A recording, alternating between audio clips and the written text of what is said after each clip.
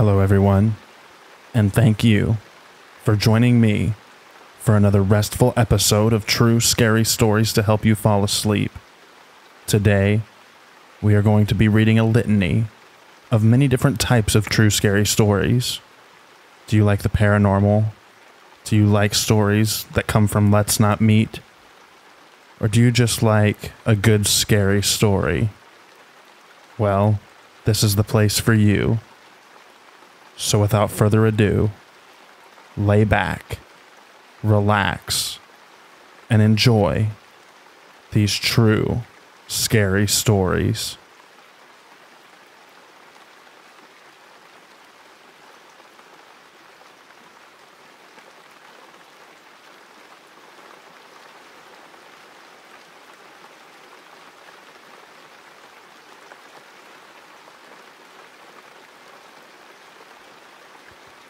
When I was younger, less than 7, maybe about 5 or something like that, I remember something strange. It scared me so badly that I almost started to cry, but I couldn't.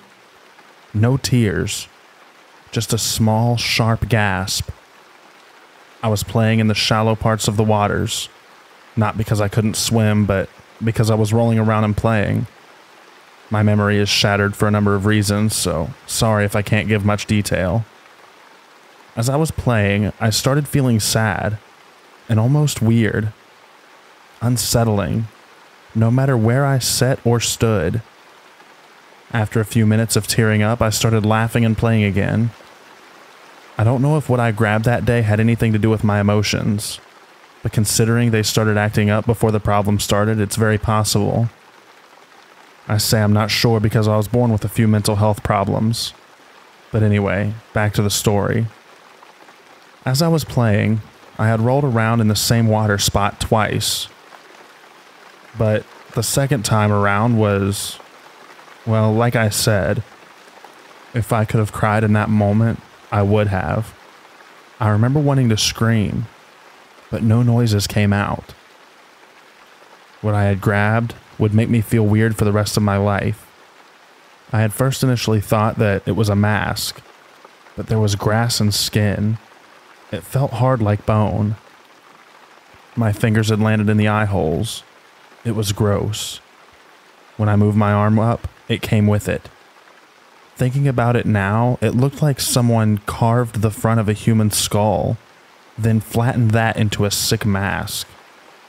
I felt scared, confused, and sick all at once. I have definitely had some weird things happen in my life.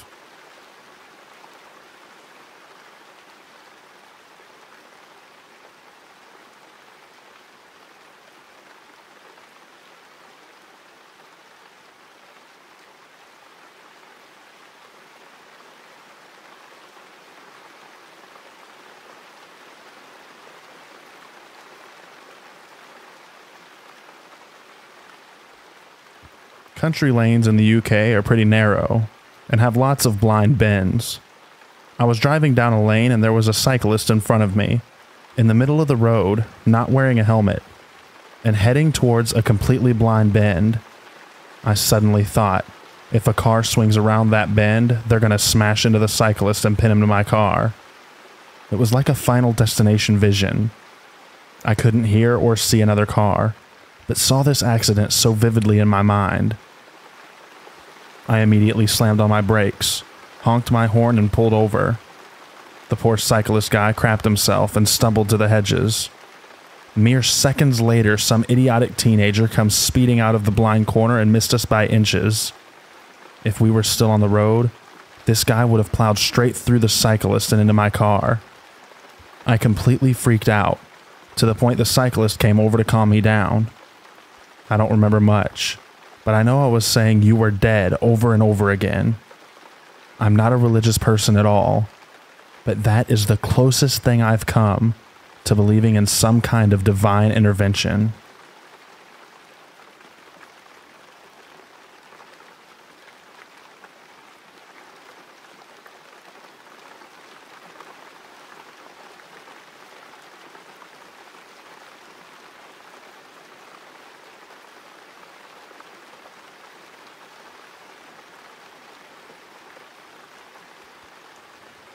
This happened like 15 years ago.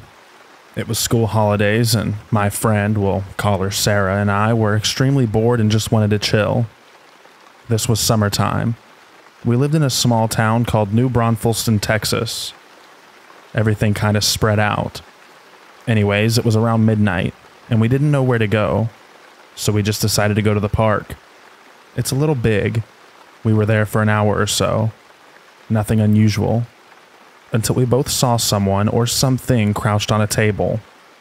First off, a little weird someone else being in the same park at this time. But what's creepy is that this person was crouching on top of a table. He wasn't even sitting on the bench. What really messed me up was, because I didn't look away, I kept getting closer. I noticed that there were wings. The body was completely human but had wings. The part that I'll never forget. All of a sudden, the most blood-curdling scream, like a woman being stabbed to death. But it sounded like a woman, but unhuman at the same time. Like a scream that a normal person doesn't do, but a scream that animals can't even make. Almost like those screams in a movie that a demon or something makes. Then it stands up, and this thing has to be 8 foot tall minimum. We both ran as fast as we could. Have you ever ran until your lungs hit max capacity? I ran until I had no air left in my lungs, and then kept running until I had to slow down because I was coughing too much. We knocked on people's doors, and kept getting threatened that they have guns and will shoot if we don't leave. We were literally locked outside with this thing. I kept looking into the sky, because this reminded me of Jeepers Creepers the movie. After maybe 20 minutes, the police show up, and of course think we're on drugs, but wanted to let us go. I walked the rest of the way because I only live a few blocks away. The police drove my friend home. There was a white cop and a Mexican cop. When the Mexican cop heard the story, he pretended like it was just made up, but the look on his face said that he knew something about this thing that nobody else did. I have PTSD now, and hate going outside alone at night, especially near parks or woods. Weird people don't really scare cops.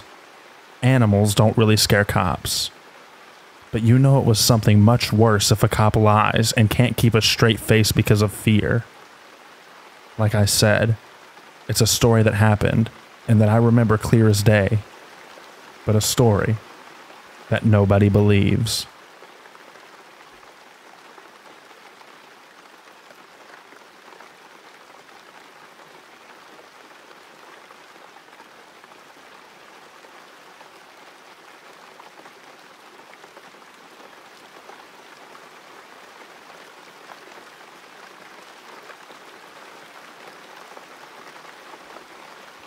I'm not sure what this would fall under, but it definitely was the strangest experience I've had in years. I work a night shift for a warehouse. Won't say which one because it's not important to the story. Only that I was coming home at around 3 a.m. Now, I'm out in the country where my home is in the hills, and it's about half a mile from the main road. About halfway up, the nice smooth road turns to dirt. As my wheels hit the dirt, I felt eyes watching me almost immediately. Which normally I wouldn't care because it's normal to see wildlife watching me come up the road. Only as I got to my normal parking spot, I grabbed my pocket knife that I keep in the glove box and stepped out. My eyes immediately turned to the direction of a dark patch of woods on the other side of the road. Something told me to look there, and I held my knife up calmly saying, "I know you're there." As the words left my lips, the world went dead quiet, which is very strange, as there's a waterfall maybe 500 to 600 feet away from me, and I can always hear it when I come home. But even it went silent. It stayed like this for a good 10 seconds before the sound returned, and I heard something running away from me. I just kept my knife to my side and walked like I normally would to the house, as I felt like running would have been a bad idea. As I got in, I saw the dogs that normally greeted me weren't anywhere in sight, and they were in the living room, both looking out the window in the same direction I felt the gaze coming from. I didn't say anything to my fiance, as she was asleep, and she doesn't have a belief in the paranormal as I do, coming from my Mapuche heritage. It's a South American Indian tribe. I grew up on stories from my dad and heard the Native American stories of Wendigo, skinwalkers, and other spirit creatures. But since that night, I've never felt that same presence. No idea what it could have been. I just know it wasn't deer like I'd normally see around my home.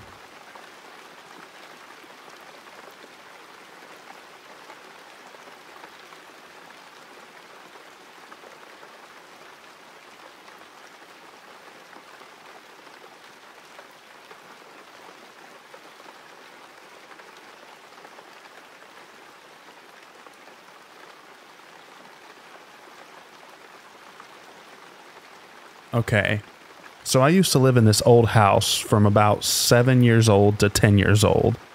So this happened a while ago. But when me and my family, my mom and twin sisters, both 4 at the time, moved, there was something kinda off about it. There was always this sense of dread there, and the type that would make you feel like you're being watched. But the most creepiest part of the house was this small closet underneath our stairs going down to the basement, where me and my sister slept. In the 4 years of living there, none of us ever went into there because of how creepy it was. But that's besides the point. The first couple of incidents that happened weren't really that big, just things like lights being turned on when you thought you turned them off, and doors doing the same thing. But then the more messed up stuff started happening. Most nights when I tried to sleep, I always had this sense that someone was watching me in the pitch black, and some nights I couldn't even move. This one night when I was about 8, I couldn't sleep at all, and so I tried to sleep in my mom's bed. I lied awake till about 2 in the morning, until I started to get the feeling like someone was watching me, and I couldn't move. That was until I heard my mom's music box start playing. Then I was totally crap my pants scared. And then I tried to wake my mom up and it stopped. I didn't sleep for the rest of the night. Nothing really happened after that except for me and my sister slowly stopped sleeping in our room and started sleeping on the upstairs couch because we were so scared. And also, my mom had to sell the house because we couldn't pay for it anymore. But on the last night that we were there, me and one of my sisters decided that we were going to go into the closet and look behind the corner just to see what was there. And right as we were going around it, the door slammed shut, and we screamed and ran to the door, pushing each other out of the way. And when we went to tell our family, they didn't believe us. Years later, I learned that the old man that made the house had also died in it too.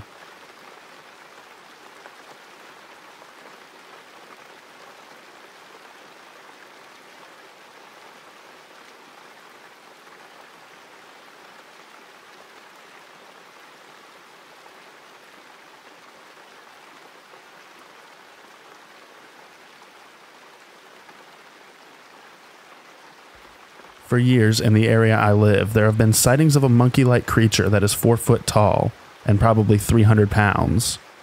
People have described it as being anatomically built like a gorilla, but having ears like a bat or a cat. They also said that it has mange.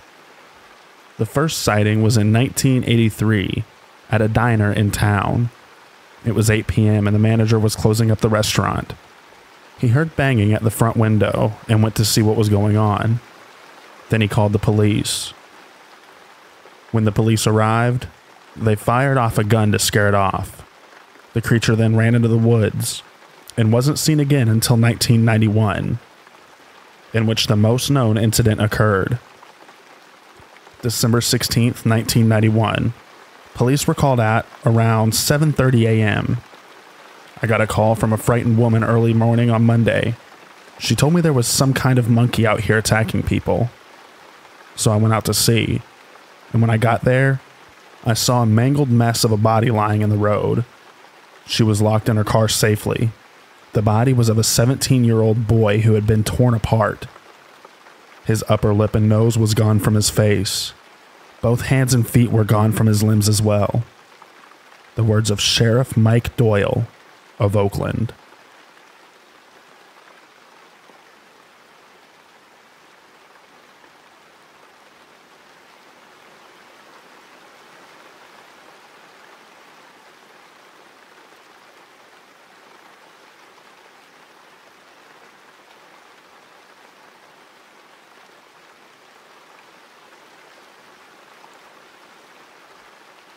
My name is Max. I'm currently 15, and this story happened to me at the age of 11 or 12. I can't remember the exact age too clearly. My friends and I love to explore, and any chance we can, we go do it. Here are the characters in my story. Max, me. Bren, a close friend of mine. Nick, a best friend that always explored with me.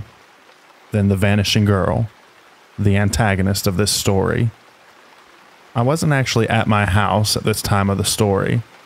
I was at my best friend's house, aka Nick, and we were extremely excited to explore a creek near his place. We've explored this place multiple times, and every time we find something new. This was the third time something creepy happened at the creek. We've had a man chase us through the tunnel, and a cult that owned the creek that we had an encounter with. If you want me to tell you guys those stories, they're short and I'll tell them later.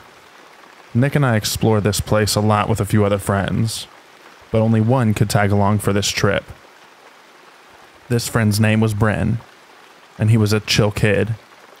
Bren was the oldest in the group, being about 14 at the time, and was kind of like the leader, even though none of us listened to him. We tried to get more people to join us, but after the other experiences at the creek, they were too creeped out to join us. We all got our gear, a few snacks and a pocket knife or two, and readied ourselves for the adventure awaiting us. The walk was about a quarter of a mile, and was really easy for our energetic child minds, so we cleared that walk really easily. There is a pretty long path of woods to get down to the actual creek, and it's really awesome to walk it in the sunlight, as long as you don't hit any spiders. After about an hour, we approached the entrance of the creek. This creek is also a national park, so we could walk it without worrying of trespassing. Like that stops us anyways. We entered the creek side where there was a staircase waiting for use to go down. We wander down the staircase, doing what every kid does and skipping a few steps. I end up falling because of the jumping, and we all have a good laugh. All of us reach the bottom and splash around in the cold creek water. It was amazing. I loved every second of the adventure. After about 20 minutes of splashing and just messing around, my best friend Nick tells us he knows a cool area. Of course, being kids, we all follow him. And Nick wasn't wrong. It was a beautiful area. It had a bunch of crawdads and a pretty deep area that us short kids could swim in. We spent at least 2 hours enjoying the great area and having our fun. Eventually, the sun dips below the horizon and we all had to go. Nick's mom doesn't let us stay out too late. We adventure to the staircase, somewhat scurrying up the stairs, about 100 steps. The group got to the trail that takes us to the street. A bunch of stupid kids wander down the path till we reach the end. We leave and get to the street, and then I turn around to see a woman. This woman has never been seen before from anyone in the group. She has a knife in hand, and she is about middle-aged, with a nightgown on. She was about 200 yards away from us, and I was worried. I tell my friends, and then turn around, and somehow, just like the cliche horror movie scene, she's gone. The group believes me, and we all run home. A bunch of little kids running from a ghost. Or is it? We all sit home and wonder what happened. And I'll continue the story later, if you guys want. Part 2. So the last bit of the vanishing girl that I decided not to tell because I didn't have time to type it out. Now I will continue. So after we saw the girl at the creek, my friends and I ran home. A white van kept following us, and then the headlights would vanish when we turned back. It was truly some creepy stuff. It took us forever to get home because we kept taking back roads to try and hide from this ghost car. After everyone got home, we sat down and talked about the day. It was only Nick and I in the house, and Bren had to go to his own house. After a while, Nick and I had to go to sleep. But little did I know, Nick fell asleep with a story to tell. As we got up and wandered back outside to meet with Bren, we were surprised to see that Bren was already at our front door. We asked him what happened, and he spoke. Something was outside my window and wouldn't stop knocking and scratching at it, trying to get in. We were all thoroughly freaked out, and we believe him.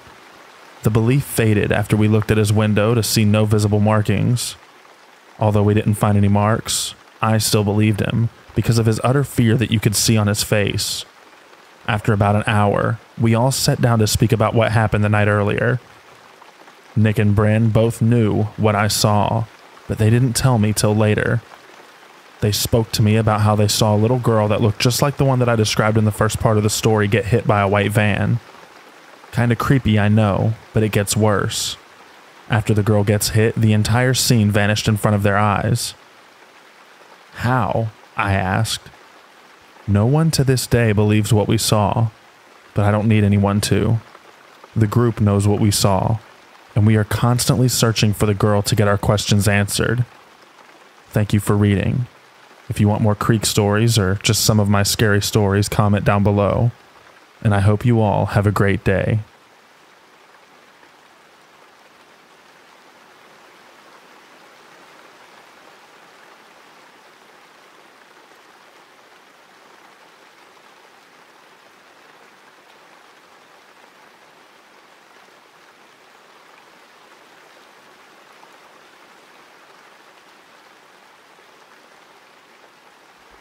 A few years ago, I was a trainee in a local supermarket.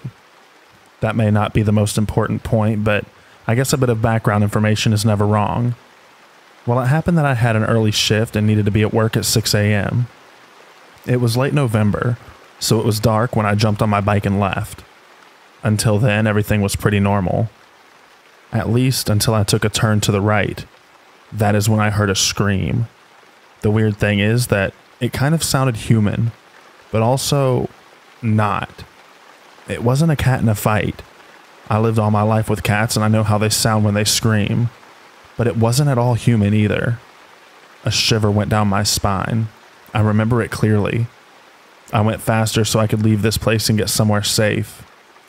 The next parts of my way were pretty calm, and then there was the bridge. To get to the street where the shop I worked at is, I had to take a way under a heavy bridge.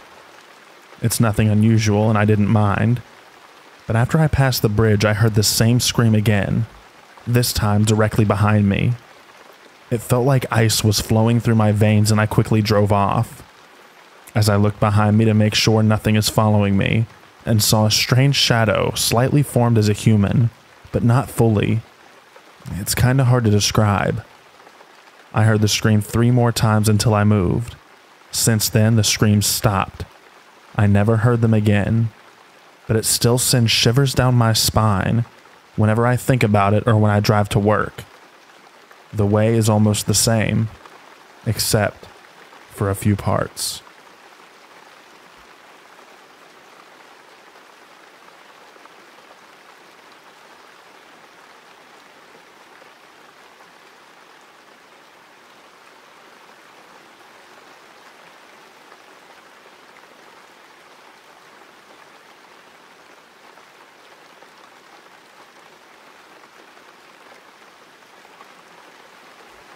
When I was a kid, between the ages of 4 and 9, a bunch of paranormal stuff happened to me.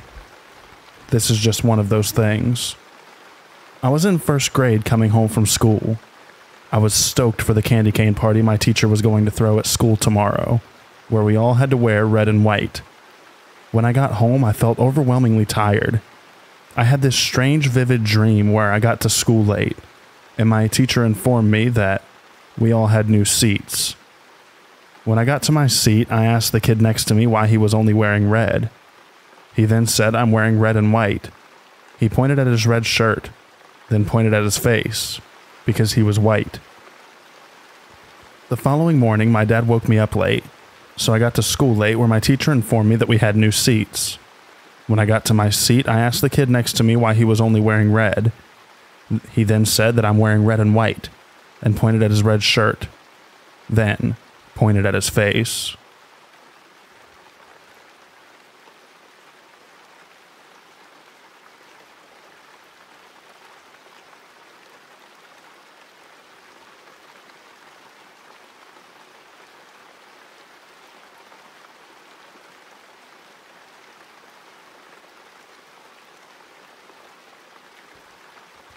When I was about 5 or 6 years old, my sisters and I used to share a room. Most nights, my older sister and I would see 2 distinct figures. She would see a lady in white standing in the doorway directly in front of my bed. I would see a man with red eyes, or at least I thought it was a man, as all I could see were red eyes. Though my sister could see the lady, she said she never spoke to her. She just stood there, getting closer every night, while I, on the other hand, would see a pair of bright red eyes staring at me from the closet. A disembodied masculine voice would whisper, "JJ, come to the closet and play," over and over. Sometimes my older sister and I would jump in each other's beds and hide under the blankets until morning. This was going on for months until my dad decided to get the house blessed again. We never saw them after that. I'm 24 now. My wife and I recently had a baby. I've been having weird dreams recently. They would always start with me standing in my son's room, staring at the closet, and the familiar set of red eyes would stare back at me. My most recent dream, he actually spoke. His voice a lot deeper and booming than I remember. "You didn't come play with me, but your son may be the one to play," he said before I woke up. I called my dad and told him about the whole thing. He told me he remembers me telling him about that man years before. But then, just then, he went silent for about 5 minutes. When he spoke again, he recounted seeing the same figure as a child. He also told me he remembered having the same dream after I was born. I've blessed my house twice already, but I can only protect my son so much. I just hope, I really, really hope, that he doesn't go play in that closet. I may never see him again.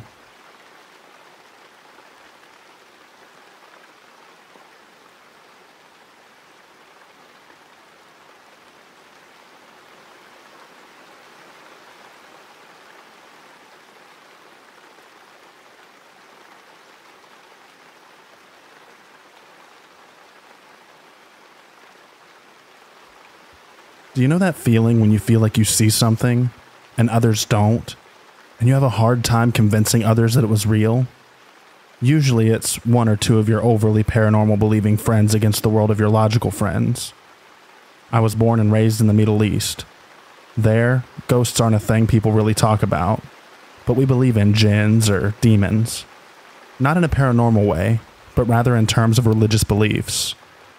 So growing up, my mom and dad always taught me little things, like cultural things we took part in, such as saying the name of God when I'm afraid to help relieve fear when I used to get scared of the dark and so on. You should also know, believing in ghosts is a bit of a taboo due to religious reasons. So growing up, I never believed the paranormal. It wasn't right nor encouraged. The setting of this event is in the Middle East. Me, 19-year-old female, and a group of 12 other friends from high school decided to go for a road trip and camping trip, but hadn't fully decided where still. Driving to other states would have just taken a few hours between states. For those of you living in other countries, a drive between each of our states usually takes anywhere between an hour and 4 hours depending on the state. We decided to use 2 cars. My friend had a year 2000 Nissan Patrol Safari that could fit 8 people because there was a seat in the trunk area that opened into a 3-person seat. We decided to use 1 car for mostly passengers and 1 for all the food and camping equipment. My parents dropped me and 4 of my friends off at a petrol station where the whole group was meeting up to drive off together and to grab some snacks, gas, and some ice for our coolers before we decided to head off. The whole time we didn't really have a clear plan as to where we're going to go camp. But one thing worth mentioning is that where we live is a very, very safe place. And it's 90% mountains and desert, so there aren't any creepy woods or much anything can hide behind. So it's not uncommon for people to just randomly drive around across the roads until they find somewhere that looks like a good place to camp. We also weren't really planners, and half the time we had no idea the exact area that we were driving through. There isn't much you could go wrong with though, because the roads between the states are always straight, and there aren't multiple directions that you need to follow. We drove about 2 hours until we reached a place called Al Masafi, where we stopped for a lunch at a small restaurant, and then drove another hour until we got to a place called Juma Bazaar, or the Friday markets. Now, if you heard this story from my friend who was with me when this happened, She wouldn't have mentioned it because she thinks I'm reading too much into it. But when I was at the bazaar, I was speaking to one of the locals there about the wide variety of fruits that he was selling. He was also selling a bag of lychees that looked like they were going to expire soon for a much cheaper price. I asked him, "Do people actually buy these? I can't imagine eating all these fruits fast enough to finish it before they all expire." And he looked at me completely seriously and said, "It's okay if I don't sell them. I just drive them down the road." He starts pointing to a path that looked off-road, but cars have clearly worn the path out. And when I drive back, they'll be fresh again. I genuinely laughed because I assumed since Arabic wasn't his first language, what I said got lost in translation. Or that he meant that he would just go there, maybe where the farm is, and get fresh lychees. Keep this part in mind for later. At this point, it's about 3 p.m. We get into the car and decide to drive to a spot that my friend, a 20-year-old male, had gone to before with his family. He put the location into Google Maps and we drive off. When we were driving through the spot, we passed a village. The village was incredible. There were people sitting outside their homes and waving at our cars as we drove past. Villagers did this often with city folks, and especially more so in smaller villages like the one we drove through. While we were going through the village, I find the need to mention that they really wanted us to get out of our cars. A man at some point stepped in front of our car, and if we were going any faster, we would have hit him. He had a tray of pomegranates cut up and start yelling with a small, "Please, come eat, come eat." The pomegranates cannot be grown naturally where we are, so for that villager to have it, they would have had to gone to a supermarket to get it. We thought that the villagers were being very hospitable, but my friend said that we have wasted so much time stopping, and if we stop in the village, we'll have to set up our tents in the dark. We drove through the village, not stopping even though we thought that we were being practically forced out of our cars with food and invites to the villagers' homes. My friend even said, "They offer you food and then force you to buy their fruits and handmade items, I bet." I wasn't unsettled then. The group I was traveling with was too big for me to be scared, but something about those people made me want to get out. Like, I wanted to stay there with them. I'll describe the village a little bit. The houses were made of large brick-shaped stones, held together with a paste made of hay and mud. There were multiple houses spread across the area. The village was populated. There were chickens just roaming around. There were goats and even a donkey and our young. There were kids, and we even passed by a group of boys playing football. There were a lot of people there. When we got to our camp, it was 7 p.m., and we didn't take long to set up. We managed to set up our camp way before it was fully dark, and even made a fire. We sat around the fire, took out some drinks from our cooler, and put marinated chicken over the fire. Nothing about our campsite was scary. The whole area in front of us was simply desert as far as the eye could see. We had set up camp above a dune. About 2 kilometers behind us was a few mountains that we could very clearly see. Not just the outline of, but even during the evening at 7 p.m., I could clearly see the mountain. The scariest thing you'll probably encounter here is a goat chewing through your tent. Snakes, scorpions, and smaller desert foxes are possible, but highly unlikely if there's a fire lit in the area. We also weren't the only campers. There was a family with 2 kids camping a few dunes over. We spent a long time by the fire, talking and eating food. We all went to bed at around 2 a.m. It was pitch black, and I was freezing beyond belief, and went into the tent that I was sharing with 2 others. I don't really know when the last person decided to sleep, but I know that when I woke up at 4:10 a.m., I wouldn't hear anything at all from my camp. It was dead silent. So silent that I could clearly make out at the family that we saw earlier in the day was up and talking. I heard opening and closing of doors, a lot of talking. It sounded like they were whisper yelling. Like yelling, but in whispers. They were not speaking English. It was either German or something that sounded German. No one else heard this, so I can't confirm what language it was. But I know that about 20 minutes or so later, I heard the car start, and I could hear the car driving off. It's also not uncommon for people to camp through only half the night, especially since it was a weekday and maybe they needed to be somewhere the next day. I fell asleep and woke up around 5 a.m. So did all my friends in the tent, and it was starting to get lighter outside. We got out the tent to go to the bathroom. It's a desert and not many places for privacy. So we thought we'd go find a place in a group and do so before all the boys woke up too. As I was holding a blanket up around my friends, we looked up and noticed what looked like a woman dressed in traditional clothing, with her face mostly covered on top of the mount behind the camp. She was looking straight at us. Maybe she was curious. Maybe she was a villager. We don't know if there was any other village on the other side of that mountain where she came from. My friend waved at her. She didn't wave back. She just stood there, then turned around and walked backwards. I felt goosebumps. I did not like that. My head turned towards where the other group of campers were. They'd definitely gone. I looked back, and there was that woman, not having fully left the mountain. But now it was like she was setting, and I could only see the top half of her head. Was she waiting for us to leave? The rest of our day was normal. We talked and played games and ate. We even packed up our stuff before sundown and just relaxed around the fire until 8 p.m. It was starting to get darker now, and we decided to drive back home. We all got into our car and drove towards the mountains to take a path from around the mountains to see where the woman came from. But there was no village there. Maybe the woman was like us, a camper that climbed onto the mountain and left later. It wasn't scary, but slightly unsettling that she chose to stare at us. We were driving through the same village we passed through the day before, but there was no one there. Sure, it was nighttime and they could all be sleeping, but what freaked us out was how the village looked wrecked. Like it wasn't lived in. The houses looked like they'd fallen apart, the bricks strewn across the road, our tires going over them and causing the car to shake, which added to the pure fear that I felt. It looked like a bomb had gone off, but there were no bodies, no people at all, no animals, nothing. The buildings that remained had bits missing, like they had been decaying for years. Where are we? My friend opened their phone. Al Jazeera Al Hamra, my friend replied. He started reading the articles. Ghost Town.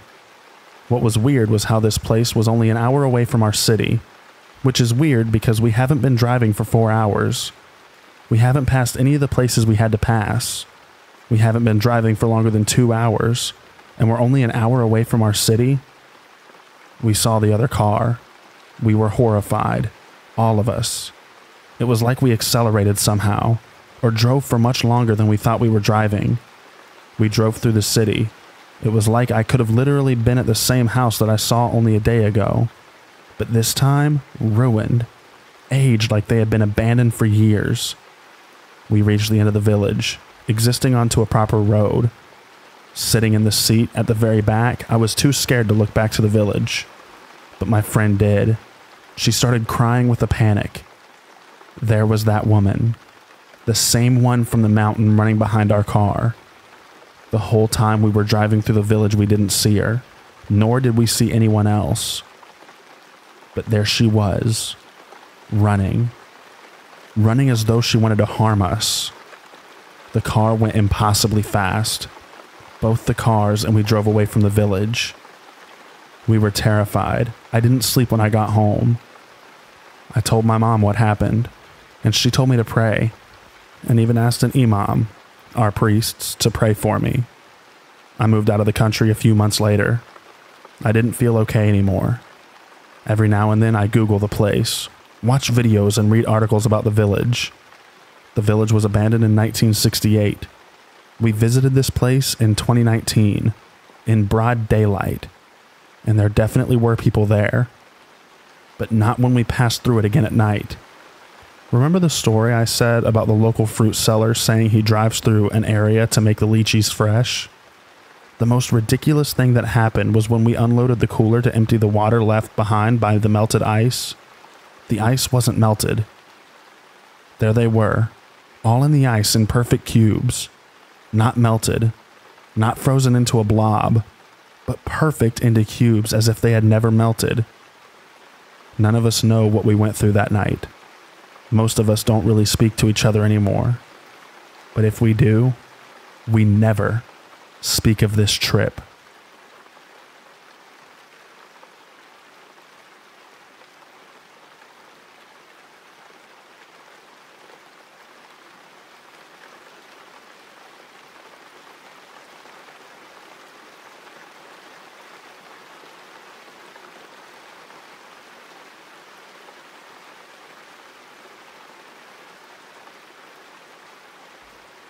In my 40 years on Earth, I've seen some crazy stuff. For example, I once helped a paranoid and delusional neighbor get treatment for a drug addiction and got locked out of my apartment. Then later on, I incubated a bacterial disease that caused my skin to break out into red, oozy sores. But this was much creepier. It all began on my drive home from work on a quiet summer afternoon after replacing a payment terminal at a gas station. Outside my van, the sky was clear blue and hot when my van climbed the last half mile of Mesaba Avenue in Duluth. Then it all fell apart when I turned left onto a 4th Street to come upon a hysterical middle-aged Hispanic woman screaming that her daughter had been stabbed. Then, on cue, the daughter stumbled out of the home. The lady must have been in her early 20s and dressed in a jet black clothes. Before I could respond, the hysterical mother opened the sliding doors on my van and laid the daughter down on my equipment in the back. Now there was no turning back. I reversed the truck as fast as I could on the narrow street, while my new passenger screamed in the back, "Drive faster, I'm bleeding back here," in a repetitive chorus. But when I reached Mesaba Avenue, I knew that this trip would be no reenactment of the Fast and the Furious. Complete gridlock awaited me. I could feel my blood pressure explode like that of a nuclear reactor in a meltdown. Is this what it's like to be an ambulance driver? I'm dying back here. I gunned the engine and raced through the last intersection, bringing the hospital into sight.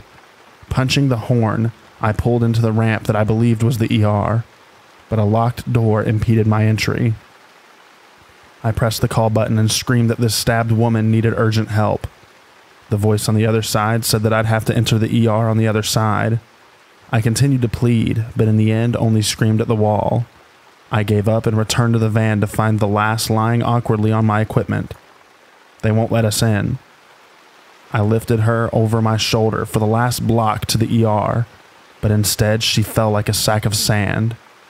At that moment, I felt a terrible wave of sorrow wash over me. Had I failed this woman? Is she about to die here on the hot pavement? I can't let that happen. I ran down to an ambulance parked at the end of the street where the EMTs were inside relaxing. This woman needs help. The EMTs got into action like trained soldiers and got to work applying pressure to the wound. The damsel had been stabbed above her right breast, and the blood had turned her black shirt shiny like it sparkled in the sun. They cut off her blood-soaked shirt and applied bandages while she laid out on the hot pavement. Then they brought in a stretcher and rolled her away. My exhaustion hit me like a ton of bricks, but I got no rest. My actions had made me, in a fashion, a celebrity of crime. 2 young officers arrived in pristine uniforms. They photographed me with their smartphones, and for the first time I realized that the damsel had smudged blood onto my shirt. I explained to them how I ended up here. Then another officer arrived and the process was repeated.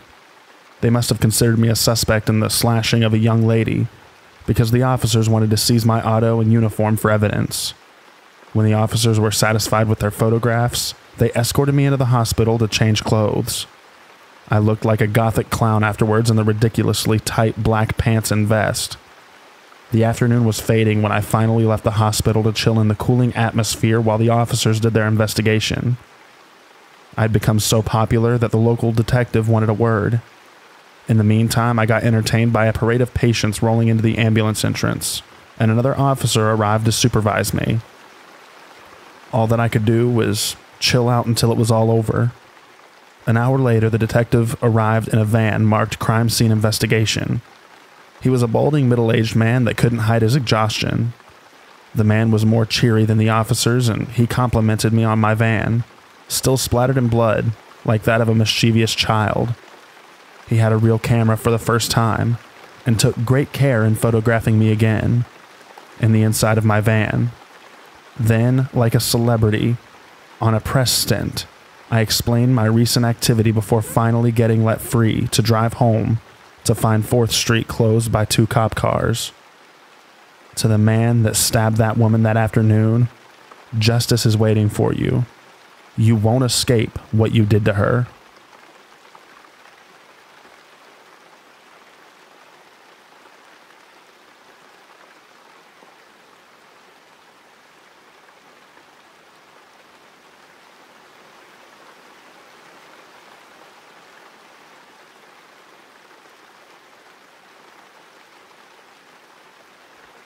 I live in a small town. Call it Middle Vale. It's a little bit of a dump, but it's small, quiet, and tucked away in the mountains. Most people live in Middle Vale because it's affordable, and then they commute to a big city nearby where all the jobs actually are.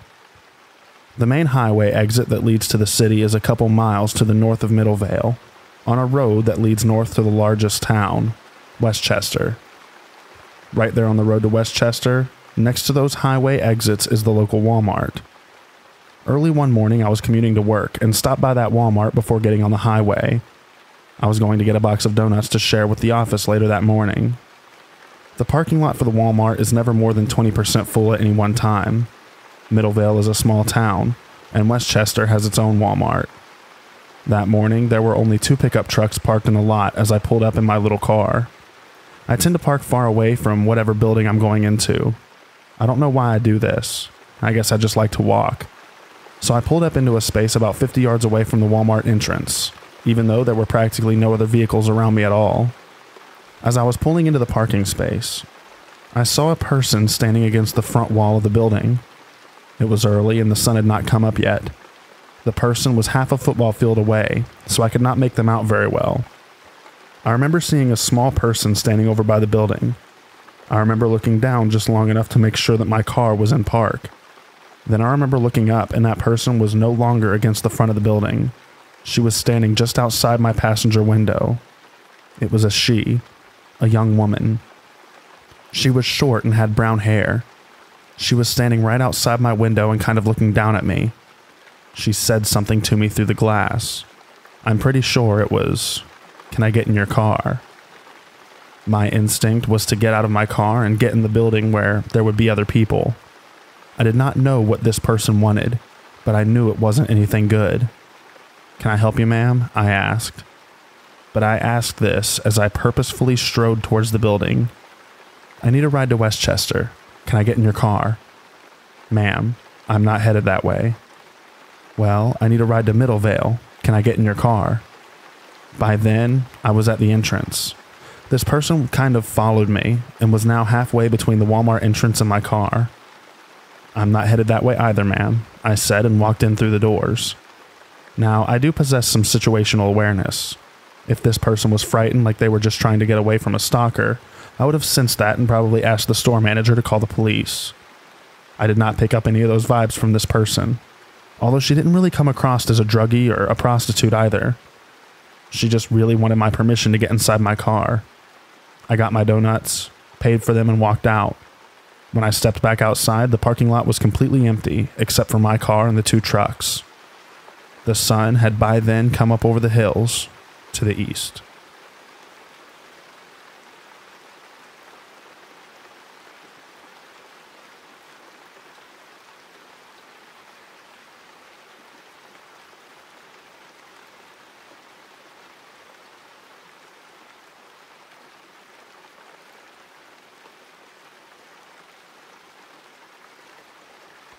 First things first, I've been known to have many experiences with the paranormal. My entire family has actually, although with each generation it's said to get stronger and stronger. This was confirmed through my father, who's seen and essentially helped me and my sisters through all of it. Anyhow, I'm deviating. So, back in 2016, I was a young sailor in the Navy, stationed in Yokosuka, Japan. I had just recently made E4 and decided to move in with one of my best friends. We had a beautiful 2LDK, 2-bedroom, living room, dining room, and kitchen apartment in a downtown called Uraga, Yokosuka, Japan. Aside from the awesome view of Chiba Bay and the marina directly near our place, there was also this really creepy shrine right across the street. I do remember not hearing or seeing much wildlife around the shrine, and it would give off a really creepy feeling. There was a night I recall coming back pretty plastered, and I got a little too close to the shrine. Every instinct in my body was going off like fire alarms, and I could hear my great-grandfather, who passed the year prior, scream, "Get away." I do try to find logic in this, but there was none. Even during my experiences, I try to find the most logical reason possible, but for this, I had none. Days went by and I was home alone as my roommate was on a trip. It was a normal day like any other. I went to get cat food and booze. Weird combo. Pick up my uniforms and get some curry. Still, weird combo. Yes, an easy, productive day. That was until sunset. Around that time, I just finished making my second drink while watching TV. Suddenly, every hair on my body stood up, and I instinctively went into fight mode. Out of the corner of my eye, I saw something moving. I turned to see my cat staring up the hallway going towards the entrance. Just then, I saw a girl in a spotted white dress walking towards my door. She looked to be in her 20s. I chased her down, knife in hand and salt in the other. As soon as I got to the door, she was gone. That night, I assaulted every entrance and exit inside and outside my house, all while reciting a prayer that my aunt taught me. She hasn't come back. Weeks go by and I still haven't seen or felt any activity. That is, until I invited one of my close friends over to play some games. As soon as she got there, I buzzed them in, and then he calls me. Yo, who's that girl at your door? What girl? Some Japanese chick. She's just sitting there like she's waiting. Huh? Wait. What's she wearing? A white dress with spots. Do not come any closer. Go around back now. But go around to the effing back. Afterwards, I explained everything to him, and he stayed over that night. I've had people say they've seen her outside my door until I moved, and yet my experience in my next house was worse.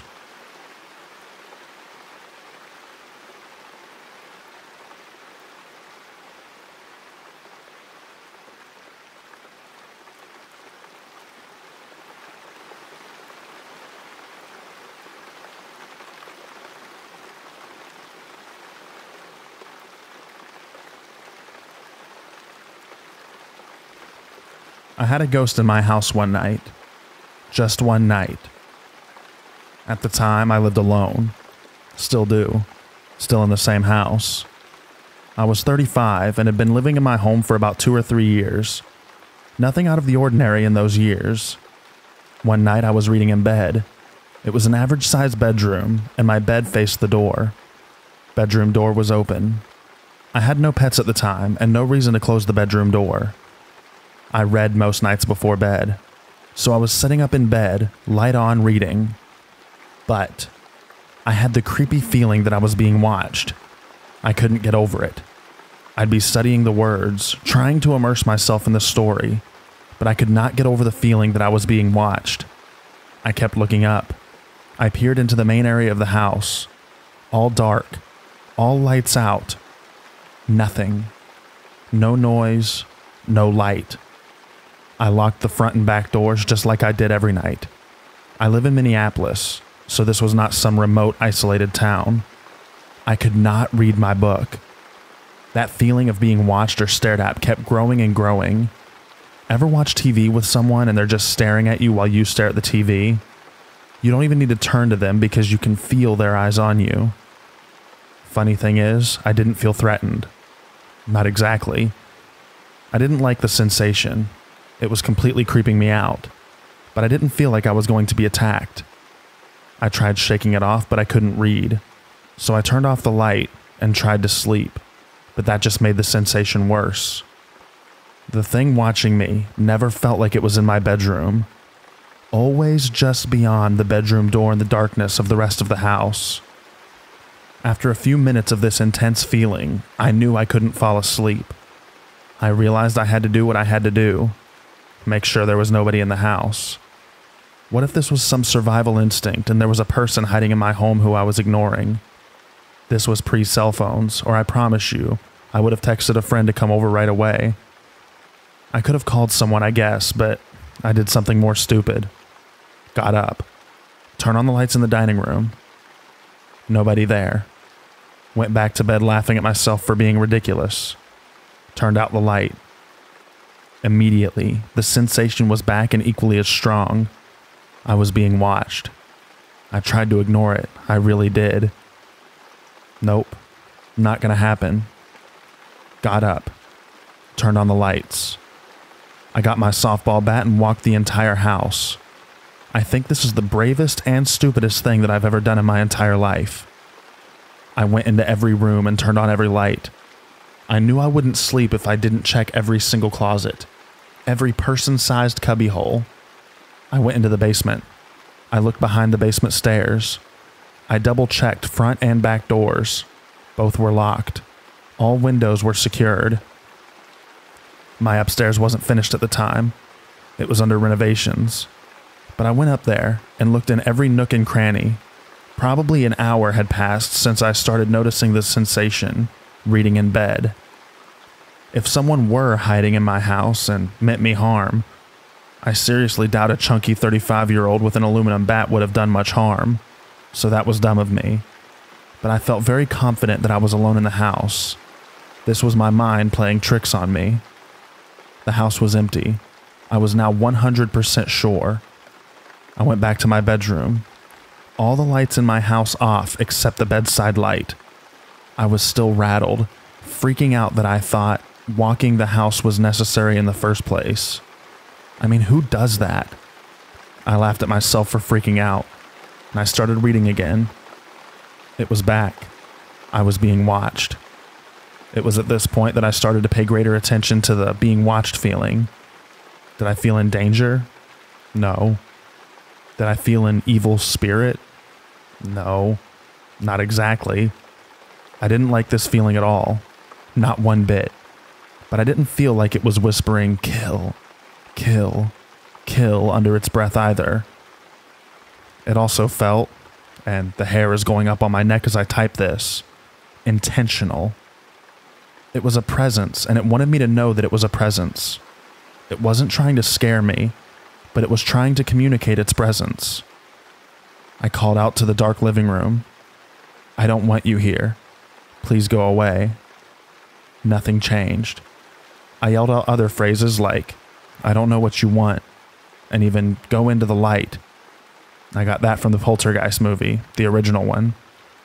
This now strikes me as a dumb thing to yell, but I didn't know what else to do. I can't say I believed in ghosts, but I also can't say that I didn't. I've had very weird, freaky things happen in life, but nothing like this. This intentional. I was being watched. Okay, I said to myself. Fine. No sleep tonight. I read my book to the best of my ability, knowing there was no one in the house with me. I woke up in the morning with the bedroom light on and my book to my chest. The last time I looked at the clock, it was around 4 a.m. My eyes burned in that I didn't sleep way, and I felt hungover, exhausted from tension. The feeling of being watched was also gone. I walked around the house, and it felt like it did every day. Just normal. I called in sick to work and slept until noon. Since I had the day off, that afternoon I did house projects. I was in the middle of cleaning out a filing cabinet, throwing out old papers and making room for my new stuff when my phone rang. I was sitting on the floor, papers all around me. The woman said, "Is this Eddie?" I confirmed. I didn't recognize her voice. This was way before constant telemarketers calling. If this happened today, I would have just hung up the phone rather than answering. She said, "I'm a friend of Richard. I'm very sorry to tell you that he died yesterday afternoon after a lingering illness. You were one of the friends he wanted notified." Richard and I had been friends in college. He had once expressed that he had deep romantic feelings for me, but I did not return them. We stayed friends but eventually drifted apart, partially due to his clubbing lifestyle. He wanted flashy clothes and jewelry, and I wanted to garden and read books. No drama, just some friends you don't keep up with. But he was a good man, and we had several years of a really nice friendship. I hadn't been in touch since I moved to Minneapolis. I was a little surprised that I was on his call list, actually. The minute she said that he died, I knew. I knew that it was Richard in my home the previous night. I knew it. It all made perfect sense. The idea of being watched, of it not being dangerous but just a presence. as if he wanted me to know that he was there. It was an intensity without malice. Richard said goodbye, and I've never felt anything like that in this house ever again.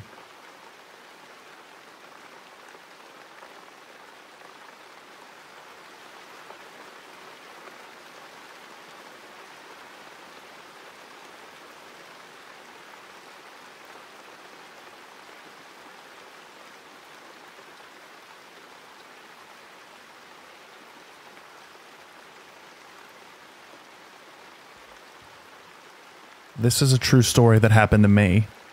I'll try to keep it short. I've read multiple horror stories on Reddit, and I wanted to share my experience too. This event is hard for me to shake off, even though it happened years ago. I think I was 8 or 9 years old when it occurred. I lived in a joint house, kind of like a townhouse, except there were walls separating the houses, and a small hallway beside each back door. My family and I usually used the back door, which led to the hallway to access our kitchen, which was outside in a different section of the land for some reason. My parents called for me from the kitchen, so I was going there, outside by the back door. Now it's important to know that the hallway is very long, which means it ends to my front gate, and the back where the kitchen is. I was taking some time since I was struggling to change my inside slippers to the outside ones, and eating an apple at the same time. But then I noticed a couple of people near the front gate where the end of the hallway is. They were waving at me, with big smiles, signaling me with their hands to come over their way so that they could talk to me. I was naive at that age, and thought I knew them, but something in my intuition told me not to go, so I didn't. Instead, I signaled with my hands for them to wait and I'll go get my parents. I was so excited and happy that I saw people, which I still question at the age of 15 now. I told my parents that there were some people that came near the front gate, and I think they want to meet us. Obviously, my parents thought it was sketchy, because no relatives or friends told them that they were coming, and they were being extra nice to me. So my dad or mom, I forget which one, went to check, but returned and told me that there was no one at the front gate.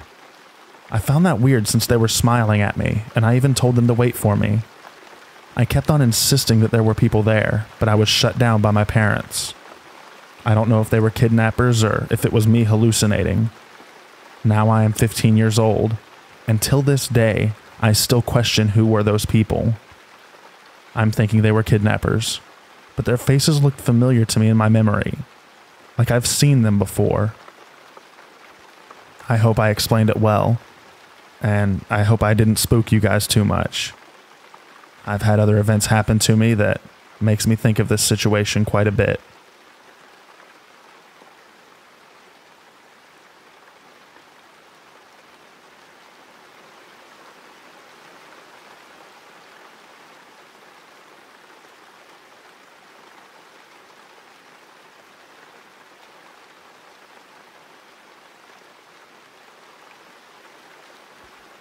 Something's in the woods, and we don't know what to do about it. I live in a small town surrounded by thick woods, and there's a few other towns nearby.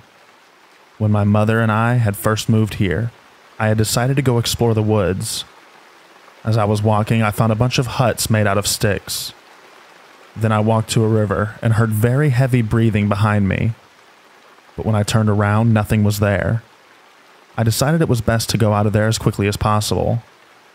A few weeks ago, I went into the back area of the woods, and I saw a shadow of someone behind me and heard footsteps.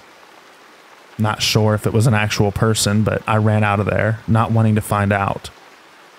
Recently, my girlfriend had a dream that she was in her kitchen and looked out the window. There was a creature who looked like it was rotting.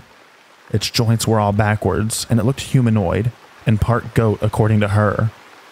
It looked at her and made a strange scream. She then woke up. The next day, she was having a conversation with her little sister when she heard a voice outside. She paused in the middle of her sentence and freaked out when she heard a scream similar to the one in her dream. I've been hearing knocking at my window, and I'm not happy about it. I've set up bowls of salt in my room, cleansed with bells and rose petals and more. I'm just terrified of whatever it is getting in.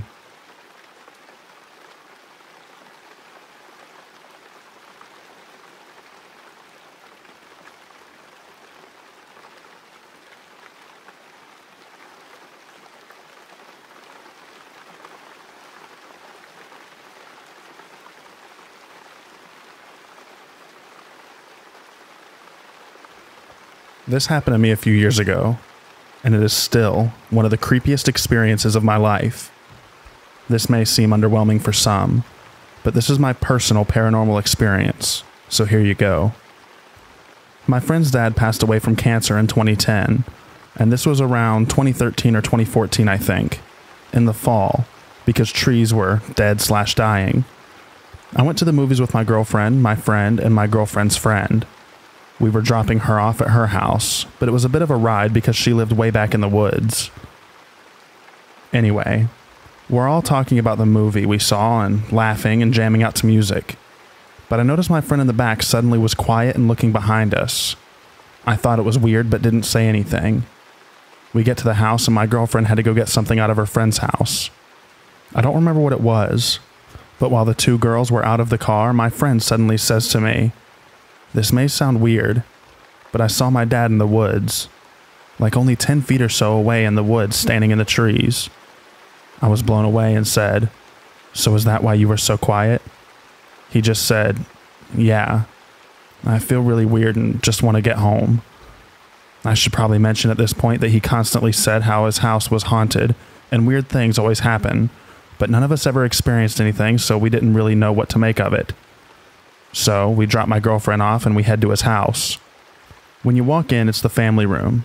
Straight ahead are the kitchen and living room. And to the left, there are 2 bedrooms and a bathroom in a cross-like pattern. His room was a doorway in the family room that led upstairs and was a renovated attic. I was waiting on the couch while he heads upstairs to get his stuff because he felt really uneasy and was going to crash at my place for the night. While I'm waiting on the couch, I suddenly hear from the left, where the crossway of the rooms are, very solid footsteps. It was a hardwood floor, and there was no mistaking to the heel-to-toe movement. It sounded like boots heading straight towards me on the couch. At this point, I turn to get up and head to this room, which the door then flies open and he's in the doorway and says, "You need to come up and see this. Now." I wasted no time getting up and sprinting up the steps. His room was a complete mess, and not the way we saw it when we left, and on his bed was a photo of him and his dad that went missing months ago. His mom and uncle, who both lived in that house, weren't even home that night, and later said they didn't even know the photo went missing. He then asked why I looked so freaked out when he opened the door, and I told him about the footsteps I heard coming right towards me. The creepy thing about that is that he heard them from upstairs as well. Needless to say, we got out of the house and slept at my place that night.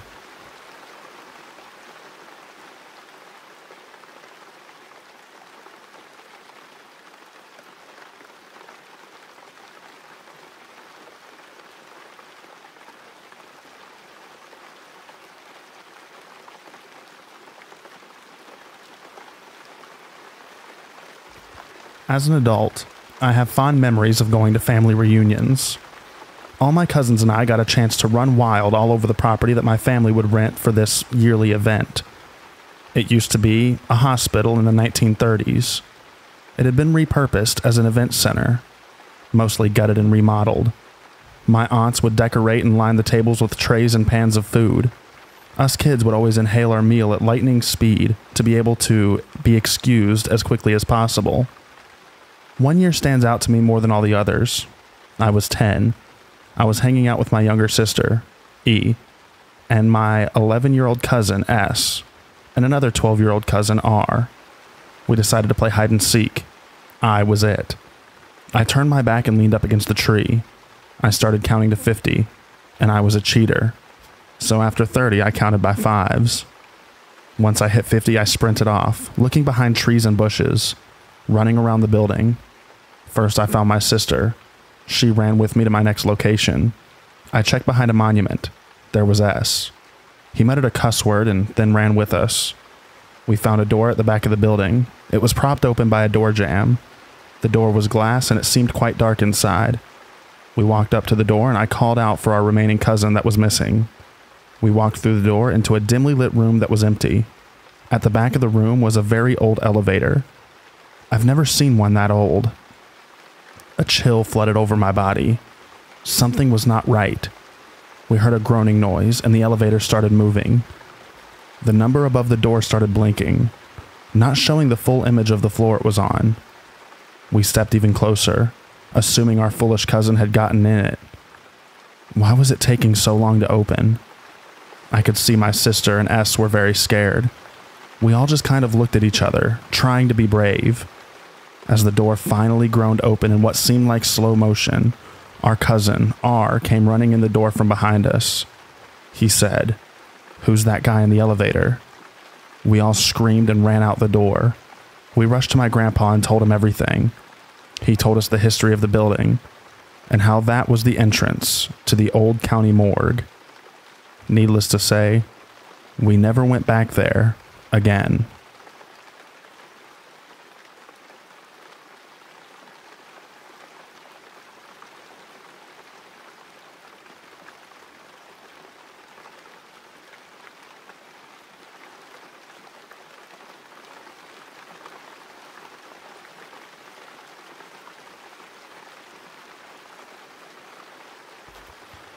Back in the summer of last year, 2021, I had planned a whole week for my online partner to come meet my family and friends for the first time.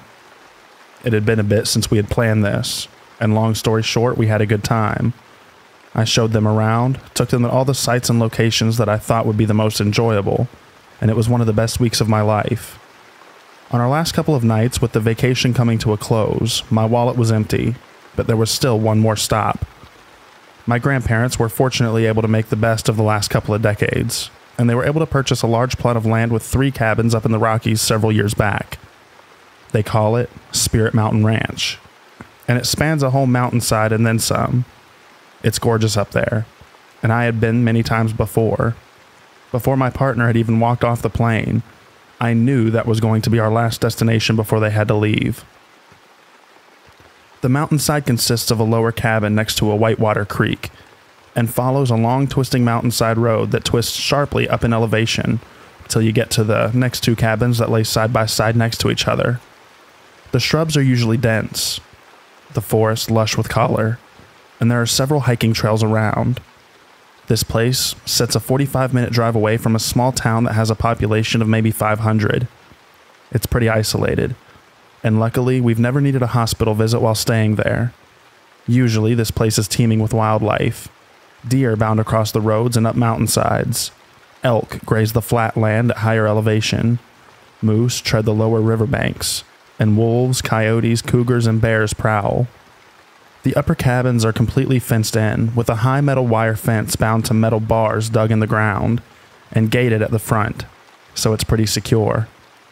There was one instance where a bear had managed to climb his way inside, but other than that, no animals have made their way in since my grandparents have owned the place.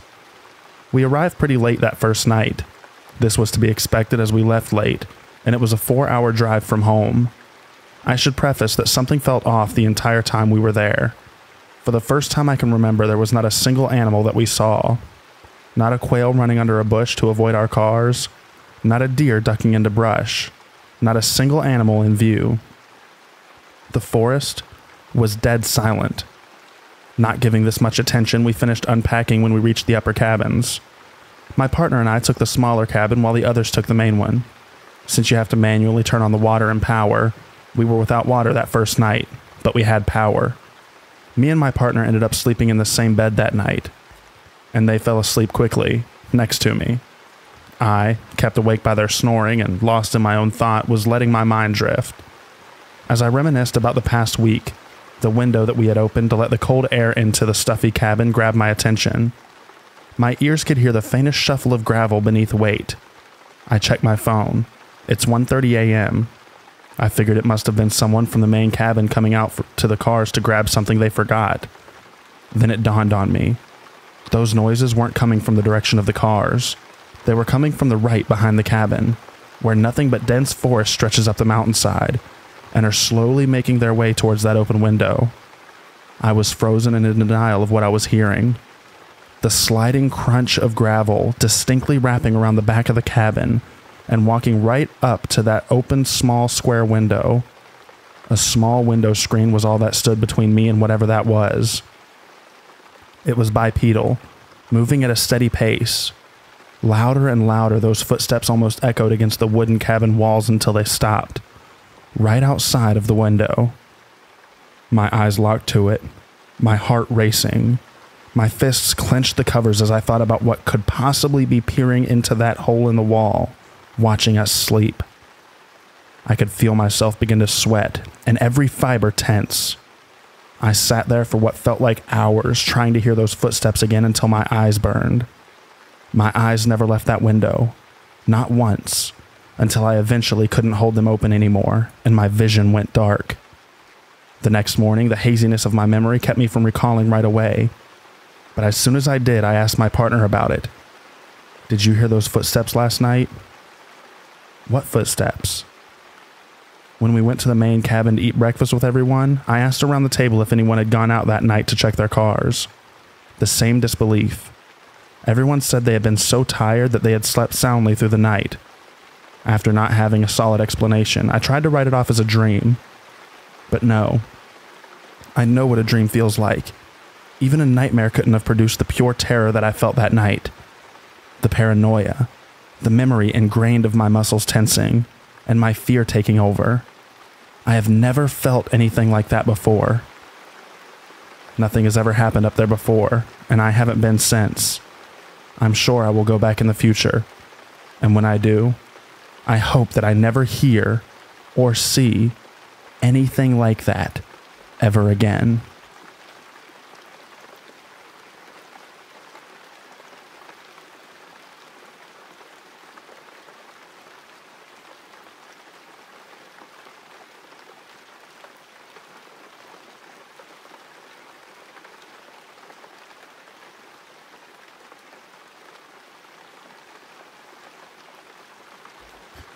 When I was really young, about 4 or 5, me and my family lived in an apartment. It wasn't an old apartment. It was kind of a neighborhood filled with the same apartments. There was a pool, playground, and yard space. At the time, it was only my parents, me, and my little sister, who was 2 years younger than me, living there. This one day, my family was all downstairs cooking breakfast, and I was playing in the third bedroom we made into a playroom. In my closet, I had a Care Bear collection and a whole bunch of shelves of books. While I was playing with God knows what, I heard a little boy ask me, "Do you want to play with me?" from the closet. I figured it could have been my cousins that my parent would babysit every once in a while, and he was trying to scare me. When I looked in the closet, no one was there. I called out to the voice and asked, "What do you look like?" For some odd reason, I thought if I knew what it looked like, I could find him easier. There was no response, and I ran downstairs to tell my mom. Through the years, I have thought of many explanations. Maybe it was my sister, but she was with my mom. Maybe it was my cousin. But no one was over that day, and I didn't see anyone. Maybe it was one of my Care Bears malfunctioning. My yellow Care Bear said, "Hooray, it's time to play," and a few other phrases when I squeezed him. But he's never said that question or gone off without squeezing him. I have him in my room to this day, and he has never gone off. I convinced myself it was my imagination. But who knows?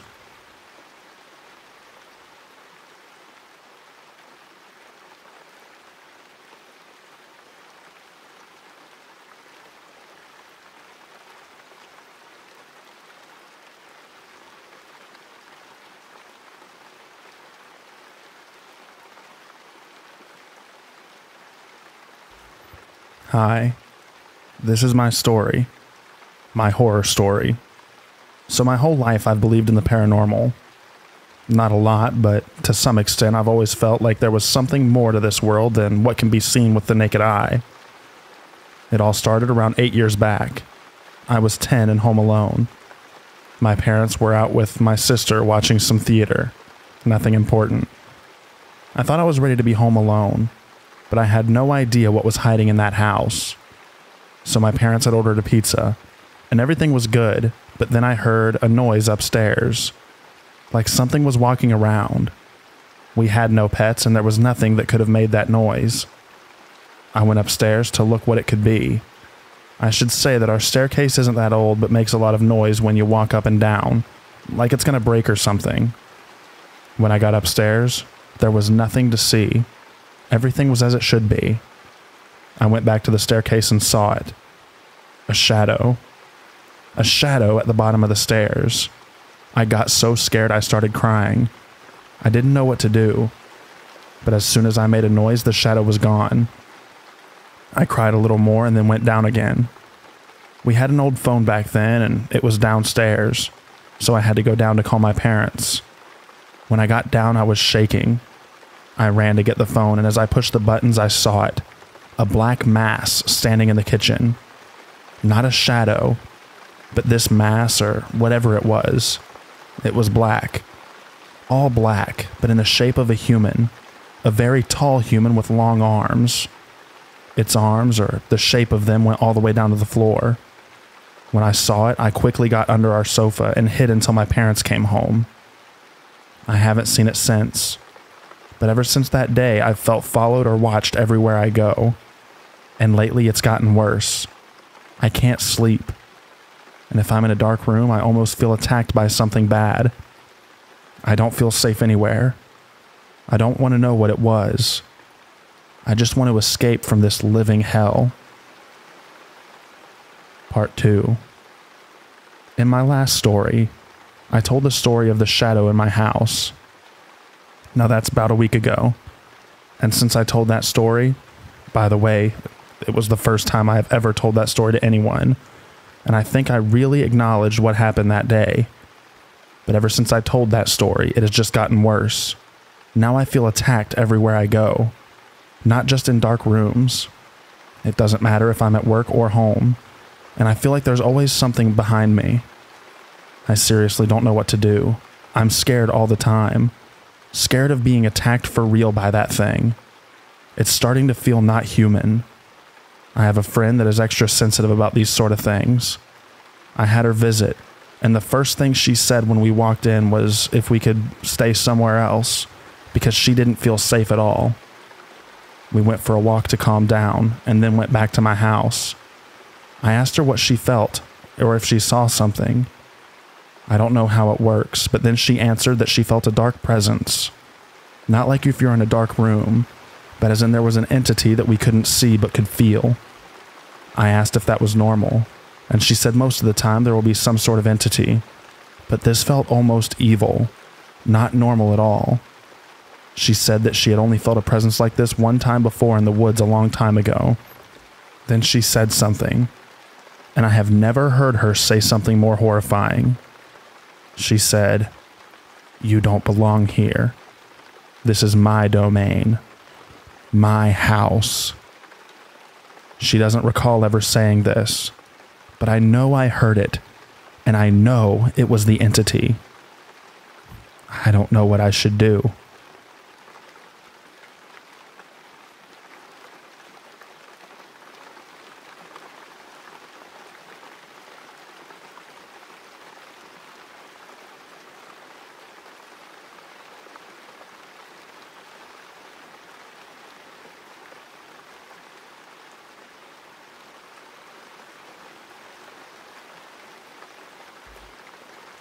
I have my own fair share of scary experiences, mostly paranormal, but the one that I will never forget lasted about a week.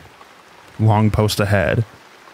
It was early November in 2010, and we've just finished celebrating All Souls Day / Day of the Dead here in the Philippines.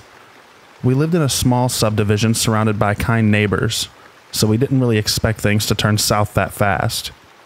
It's just me, my brother, my mom, my dad, my grandfather, and cousin who have been living in the house for about 6 months, and so far, so good. My mom's store is doing great. First time being able to watch Cartoon Network and Nickelodeon, and I've just started my Pokemon Fire Red playthrough when it happened. My cousin told us about the voices he hears at night, and the constant banging she feels underneath her bed. We shrugged it off as some nightmare, and days passed until she brought it up again. But this time, she woke up nearby the stairs at 3 a.m., and that actually made my parents a little worried. I was a kid, so I wasn't actually scared.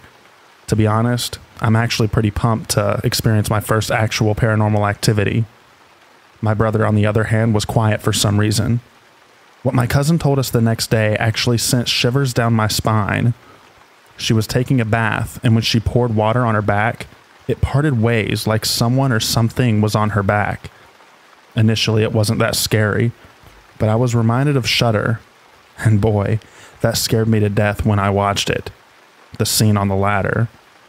It was then that my brother admitted that he can see spirits, actually shadows and light figures, and my dad actually experienced participating in an exorcism when he was still young.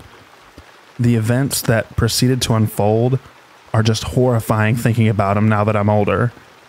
We had our first exorcism, and it wasn't what I expected it to be. She was just lying on the bed and saying weird stuff. I actually hoped that she'd levitate or rotate her head, not gonna lie. She was able to rip a page from the Bible before becoming stable. My brother heard voices of different genders and age. What's worse is that she had to sleep in our room since hers is cursed or something. She slept below the side where I actually sleep, and in that moment, I've never wanted to sleep so fast my entire life.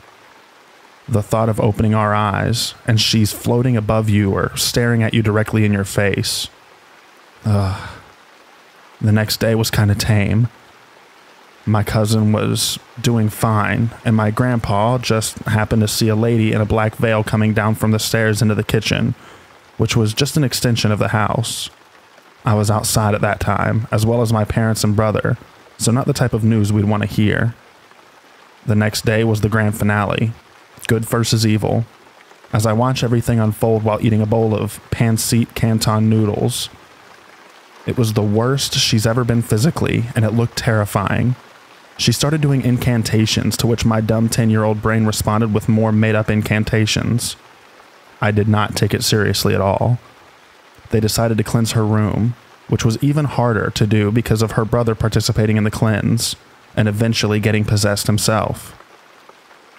He looked at one of the images of my grandfather, to which he described the eyes turning black, and that's when he lost control. He was really strong, being able to take on my dad and the priestess. Eventually, she threw up a black necklace and decided to do a kill it on the dance floor as witnessed by my kid brain. She looked into a mirror, and just like that, it was over. They took care of the mirror, and she was brought into church rehab. We didn't realize how many spectators we had outside of our house. We discovered that the owner of the house performed a ritual after the extension, so yeah, we had to move out. I'm glad it's just the house that's haunted. She's doing fine now, and so are we. According to some of our ex-neighbors, they still see figures inside of her room when they walk past it.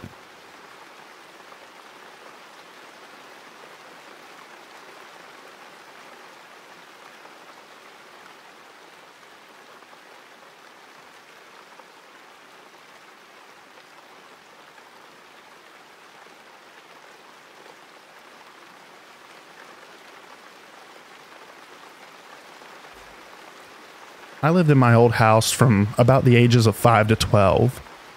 Most of the time at my house, it was pretty normal. However, there were some strange moments. The first thing I really remember took place after one of my grandmothers died, and I was probably around 10 years old. I had been getting ready for school and forgot something in my room. Across from my room was a bathroom, and the door was often left open and the lights were often on. As I was exiting my room, I looked into the mirror in the bathroom, as the door was open a bit but not completely.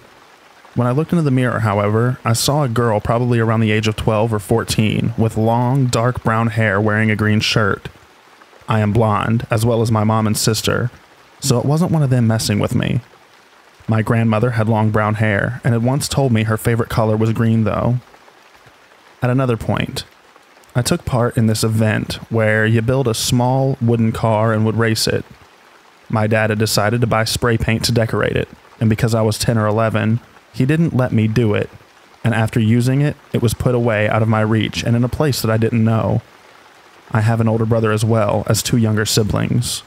The 2 younger ones would have been too young to get to the spray paint, so it was pretty secure. One day, my mom noticed that someone had used the spray paint to write her name on the basement stairs. I don't think my younger siblings did it, nor do I believe my older brother did it. We never did find out who did it when we moved. 2 of the things I remember took place in my bedroom. The first being a time where I'd fallen asleep wearing jeans but woke up in shorts. I lock my door when I sleep, and even did so when I was younger, so my mom wouldn't have been able to come in and change my pants. I also was never known to sleepwalk, and I find it unlikely that I would have been able to take off skinny jeans in my sleep. The other thing that happened in my room happened when I was just sitting on my bed reading or watching TV. My dad works in construction, so he did a lot of work on the house when we moved in, which included fixing the closets in my room as well as my sister's. These closets were insulated and very difficult to open. While I was sitting on my bed, I suddenly heard a bunch of the clothing hangers rattle. As I mentioned, I was sitting in my bed, not jumping around or anything, and my parents, who I shared a wall with, were downstairs. The final thing happened while I was watching a video on my phone, when I suddenly heard my mom call my name. I went downstairs and found my dad and brother in the kitchen. When I asked them where my mom was, they told me she wasn't home and had taken my sister to cheer practice a while ago. There were no girls in the house, but I had definitely heard a woman call my name. I have since moved and haven't had anything weird happen in my new house, but I do think that some of the things that happened in my old house were very strange. I didn't mention it, but one of my younger siblings sleptwalked a few times when we lived there, and one time he walked into my room and started knocking on my closet door while calling my name.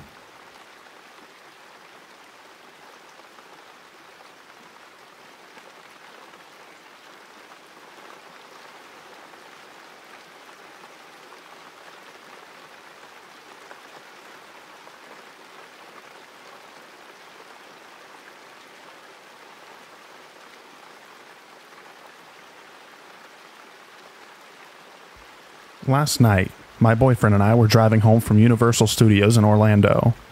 We were rerouted away home we've never went before, and we're traveling in basically the middle of nowhere. My boyfriend's speedometer is broken on his car, and he has to press the button to reset the miles after he gets gas. This will be very important soon. We were driving on a deserted road in the middle of absolutely nowhere, with not one car in sight. My boyfriend realized that we hit the 130-mile mark on his odometer. We needed gas, but there was literally not one gas station in sight. I searched for gas stations nearby and we found one. It turned out to be closed. In a hurry, we found another gas station 5 minutes up the road. This is where the story gets weird. My boyfriend thought he closed his gas cap, and we are once again driving along the deserted road. We heard a loud bang, and he realized he had forgot to put the gas cap back on. So we're driving around this dark road looking for the gas cap. He finally pulls over and realizes somehow the gas cap is still attached to the car. We get back on track to the other gas station. Out of nowhere, I had a horrible thought about something going wrong at that gas station. I pushed it aside because I knew we needed gas, and AAA is not an option where we were at the moment. We get to this gas station and the lights are kind of on. This road literally leads to a dead end with a gas station on it. The only way to leave this area was to turn left or go straight out of the gas station. My boyfriend got out of the car to see if we could get gas, and the feeling intensified. I have literally never had that feeling in my life. My stomach dropped. I've been in a very disturbing situation, such as almost being kidnapped twice, being followed home, watching someone be taken away in a body bag after being hit by a car, and even some paranormal situations. I can talk about these sometime in the future, but I have never felt like this before. I saw a white car pulling up the road to make a left. Keep in mind, there was literally no one on this road. He pulls up and notices my boyfriend, and backs up with his windows down. I found this very strange, because my boyfriend has a very nice sports car, and my mind immediately went into panic mode. I started screaming his name, and the man realized that someone else was in the car, me, and turned left and sped off. Sadly, I didn't get his license plate because of how dark it was. This situation frightened me more than you can even imagine. It may not seem too scary, but it was easily one of the most terrifying things to watch, because I didn't know if I was going to witness my boyfriend being robbed at gunpoint or something like that. The feeling and thought that I had just 10 minutes earlier is what also made the situation even worse. We found a gas station with actual human life around, and we made it home safe and sound. Once I got home, my dad told me that the road we were driving on was famous for the many bodies being found on it. I hope no one ever gets put into this situation. And to the man who was planning to do something to my boyfriend, let's never meet.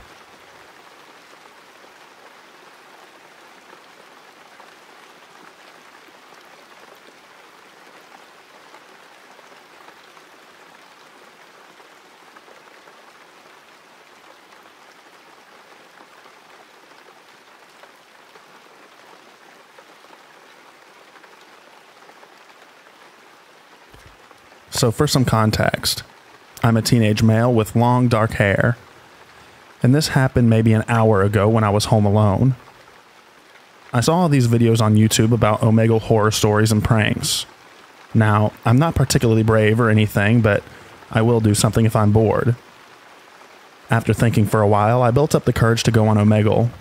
I wanted to be funny, so I wouldn't respond to anything they said. I then came across this guy that kept saying for me to talk or else. And being a teenager, I wanted to make him mad, so I asked what he would do in chat. All he said was, "You should talk more," and then left. I felt pretty proud of me being a jerk, but slightly disturbed, so I turned Omegle off and went to my tutoring class. After a few minutes of Khan Academy with my tutor, I heard my dogs barking and they wouldn't stop, even when I took them into another room. I figured maybe somebody made a loud noise or had a dog whistle. Boy, was I wrong. After calming down my dogs and getting back to tutoring, I heard the noise this time. Somebody had knocked on my back door. My back door is gated off with a 4-foot fence and a lock. The only way someone could get in is if they had a key or jumped over it. After looking outside for about 10 minutes, I called my stepdad and told him everything. He told me that when he gets home, he'll look around. I accepted that because he is a doctor and has a lot of work. Half an hour passes. My dogs are outside and I hear a thump outside my door. I look around. There was a rock with blue paint on it. After that, I heard my dog barking at our driveway. I have never been so scared in my life. I just feel lucky to have 3 dogs in my house at all times. Now, I'm not the kind to show emotion or get scared easily, but that freaked me out. I'm shaking and on the verge of calling the police. And as I was writing this, I remembered that guy on Omegle. Now, I'm scared for my life and my family.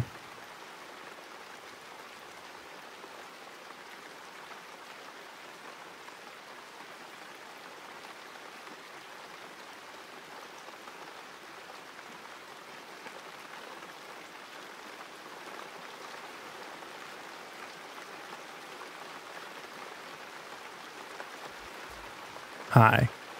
I'm posting this for and about my boyfriend because he doesn't like to use Reddit. So here's the story. This is all from what he's told me, so it's a little spotty. My boyfriend, his family, mom, dad, 2 sisters, brother, and one of his sister's friends and I took a drive from New York to Montana to visit their family. 3-day trip. The story starts when we begin our drive through Glacier National in Montana. A while before we even started up the mountain, my boyfriend was seeing things at night. We drove through some road work and he said he saw bears on top of his sister's car throwing traffic cones at him. Weird, but okay, we're tired. We stopped at a gas station for a bathroom break. According to my boyfriend, we stopped after, but I firmly believe before. And snacks. Keep in mind, it's about 4 a.m. New York time. 2 a.m. Montana time, and we have been driving since about 8 a.m. The gas station was run by Native American people, as once we hit the mountain, we were on the reservation, which I firmly believe resonates with the stuff that happened. They also went into the station without masks and were told to get out or put masks on, and most everything that happened was seen by the people who went in without masks, save for 1 or 2 people, as once we left from New York, we were looked at weird for wearing a mask. We have 3 cars. My boyfriend's parents are in front, first car. His 2 sisters, brother, and friend are in the middle. And we're in the back, the last car. My boyfriend is driving and I'm in the passenger seat. I'm a bit tired, obviously. I told him I'd try to stay awake so that he wasn't alone for the drive. But as soon as we started up the mountain, I basically blacked out. Or at least that's what he told me, and that's what I believe. I could not be woken up. But the real fun started with the taillights of his sister's car turning into dancing Indians, as he described it, almost taunting him. Then the sharks swimming in the road. The pavement turned into ocean, and sharks swarmed the cars. At this point, as he says, he tries and tries to wake me up, but I'm out cold. And I'm not too hard to wake up, especially in a car. He also says to keep himself awake, he cranked the AC, turned down the window, and cranked the radio. Oh, and we're in a 2006 Toyota Corolla with no muffler, so it's pretty loud. And he can't hear a thing. Everything was silent, he says. Everything was as loud as it could go, and I couldn't hear anything. Then the arms. He says he looked up into the sky and saw what could only be described as giant arms reaching out of the sky to grab me, almost like God or someone was trying to take me. His dad, in the car in front of everyone, also saw these arms. His sister, too. Every driver saw some type of hallucination as the drive went on.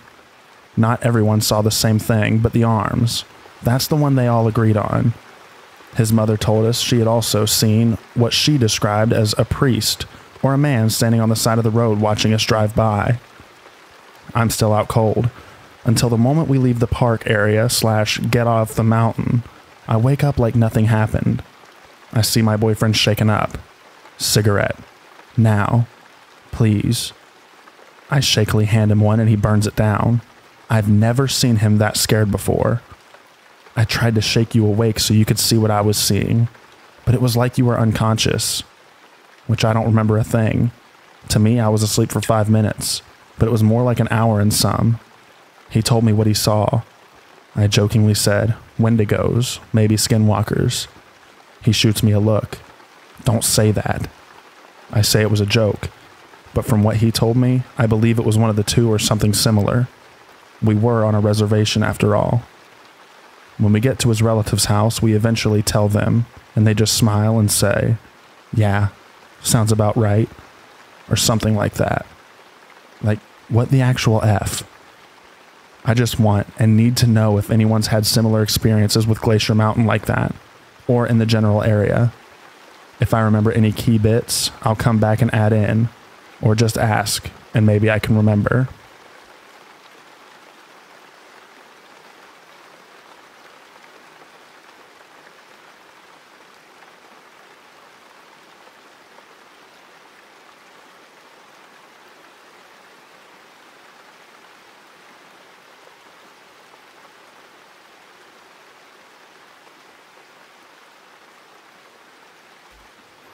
We moved into a house when I was about 10. We had plenty of friends in the neighborhood and we had the biggest yard, so our house was kind of like a revolving door. A few of our friends would stay at our house often because they enjoyed the creepy stuff that happened. One thing all of us agreed on is that we always had an uneasy feeling walking up the stairs. We couldn't walk up the stairs because you'd always get a sudden rush of terror, like something was there chasing you. Some of our friends made jokes it was because of the ghost. When I turned 15, I started dating a boy named T. One day he came over and the whole family decided to do a movie night. T and I sat by the door that gave you a full view of the stairs. The rest of the family was on the other side where they wouldn't have been able to see. During the movie, T asked why we didn't have my little brother watching it with us. I was the second oldest of 7, so if you've seen a kid, it wasn't out of the ordinary. I looked over at my 3 brothers sitting next to my mom and told him where they were. His face went white. I'll always remember how fast his face turned into a sunken white mask almost. I got worried and tried to get him to talk. He said, "He's gone." I said, "Who's gone?" T's voice started shaking. He was right there. There was a little boy on the stairs staring at me. Where did he go?" I didn't know what to say. We were both at a loss of words. A couple of weeks later, a couple of my friends came over after school, and they all said they'd seen a boy on the stairs following me. None of my brothers were there. I am now 25. My parents still live in that house, and still have to run up the stairs like that 15-year-old girl, because I know he's still there.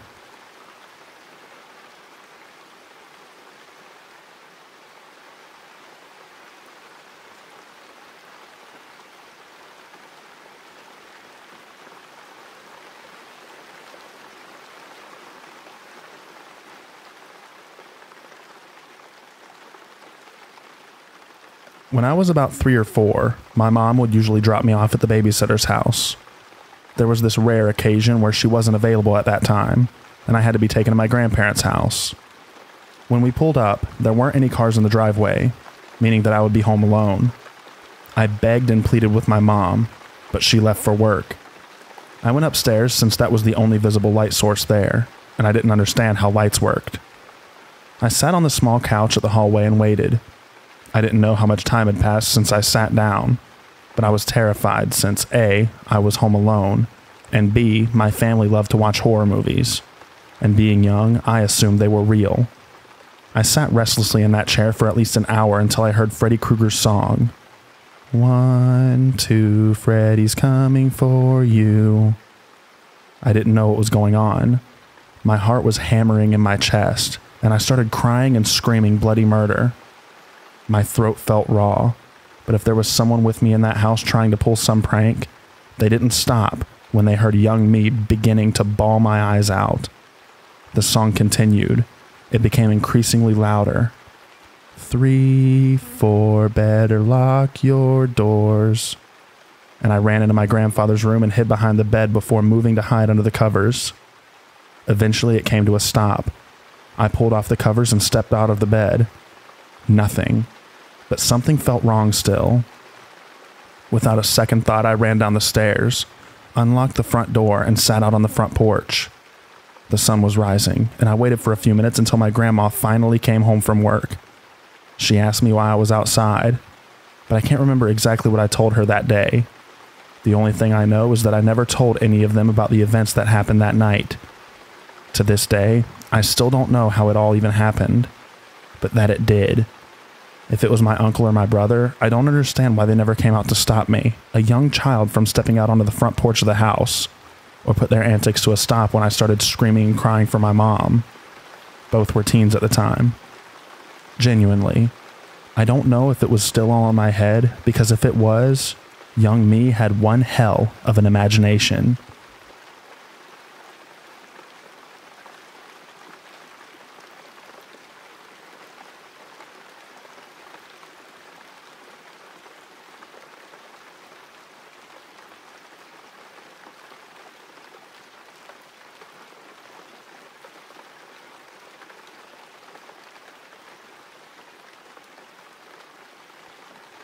I'm a girl, and I was looking for a no-strings-attached date of sorts with another girl. I just wanted the comfort. Who knows? I went on Plenty of Fish dating site and let everyone know that I was on the market. I matched only 3 people. One was a bit nuts right away, so I said no. The others didn't respond to my message saying hello. The third one, however, was a little loopy and over-enthusiastic, but we somehow had a lot in common. I'm an exchange student from America living in the UK, so genuinely I think the Brits are a little crazy anyway. After exchanging like half a dozen texts per night for the whole week, she insisted on meeting up. We met at my local bar nearby, where I stay. She was a bit on the tubby side, but I didn't mind, and long dark hair down to her hips. I'd have killed for hair as long as hers. Pardon the pun here. She was very gothic in appearance. Dark clothes and black and purple nails. We got talking, and straight away we started sharing our kinks. She was very straight to the point, very forward with me. She was in no hurry to get to know me. She even insisted I go to her place. I told her to calm her jets and allow me to get to know her first. As much as I wanted comfort, this was going way too fast. It was then that she made a confession to me. She told me about her bondage adventures. She said that she likes to punish men. She said that she enjoys torturing them for fun. I laughed this off, but the wickedness in her eyes made me think maybe she was telling the truth. She saw that I didn't really believe her, nor take her seriously, so she went to extremes with her stories. And then she whipped out her phone. What I saw made me sick to my stomach. She had several photos of men wrapped up in cellophane. I still had my doubts this was real until she showed me an actual video of a guy fully mummified in cellophane, rolling around on a bed trying to escape. His muffled screams haunt me to this day. I asked her why'd she do this. She said 'cause it's fun, letting out a high-pitched squeal as she laughed under her breath. I asked her what happened to the guy next. She said, I don't know. I just left him like that. Who knows? You'd have needed a forklift to lift my jaw at this moment. She said that she'd done this to lots of men, and that there's a high chance most of them didn't survive. One day, you'll be watching the news about the cling film killer, she said. After all this, she then insisted that we head to her place, to which I refused. I had waited till she was in the restroom and I made a leap for it. I'd never felt so scared in my entire life. I had a few missed calls from her, and it sent chills down my spine. I was too scared to answer this lunatic. I'd reported her to the police, but was told that I didn't have enough evidence of this. Also, her cell number had been cut off, and her Plenty of Fish profile had been deleted. It still sends chills up my spine to think that such a crazy girl would actually confess to such a thing. I'm hoping that this was some sick sort of prank, but I cannot unsee what I saw.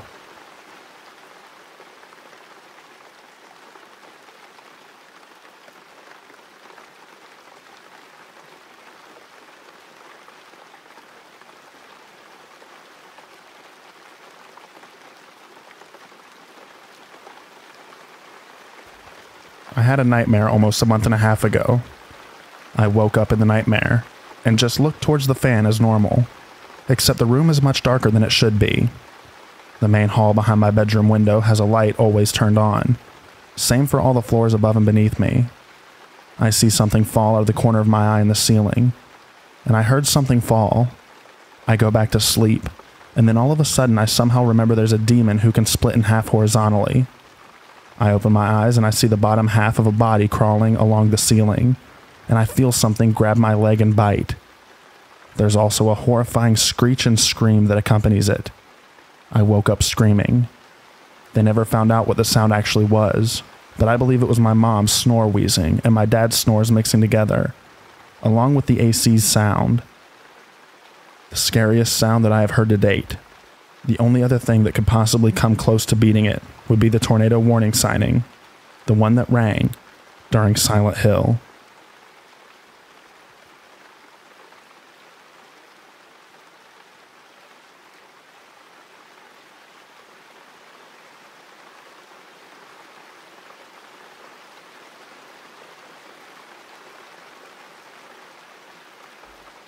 Thank you all so much for listening to the end of these stories.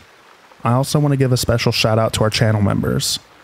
Thank you so much Vanita Tillman, Sarah Rodriguez, Shane Wilson, Sarah Wood, Jacob Ryumi, Claire, Sherry Uchel, Zane Loggins, Martha APS, Hail Mary, Gingerbread, Carrie Morris, Crystal, Brown Doe, Jado, Interscare Wifey, Chili, Snowing Wine Drops, Tina Mead, Taylor Ruist, Casey Brown, Caroline Hawksworth, Eric Donter, The Grim Reaper's Nightmare, Simply Complicated, Tangela Young, Miss Cannabis, Anon Q, Mathematica, Christy Goodall, Skincrawler, Taryn, Ruby Wilson, Jennifer Moyer, Classic Sonic the Hedgehog, Cappy Karma, Paul Reese, Fiamash K0101, and Honey Pond.